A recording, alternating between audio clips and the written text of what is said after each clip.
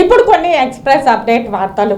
తిరుచానూరు చిత్ర పౌర్ణమి పర్వదినాన్ని పురస్కరించుకుని శ్రీ గోవిందరాజస్వామి పొన్నకాల్వ ఉత్సవం మంగళవారం వైభవంగా జరిగింది. ఇందులో భాగంగా ఉదయం 6 గంటలకు ఆలయం నుండి శ్రీదేవి భూదేవి సమేత గోవిందరాజస్వామి, ఆండాల అమ్మవారు, శ్రీకృష్ణ స్వామి, విశ్వక్సేనుల వారు 9 మంది దేవేరులతో ఊరేగింపుగా తన్నపల్లి రోడ్డులో గల పొన్నకాల్వ మండపానికి ఊరేగింపుగా చేరుకున్నారు.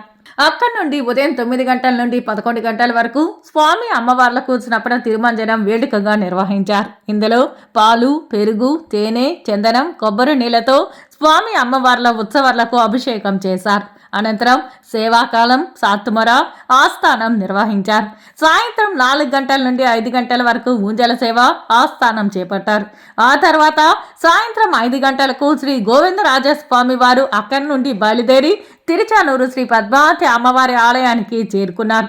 గోవిందరాజస్వామి వారు వచ్చే సమయంలో అమ్మవారి ఆలయంలో ఒక తలుపు మూసి ఉంచుతారు.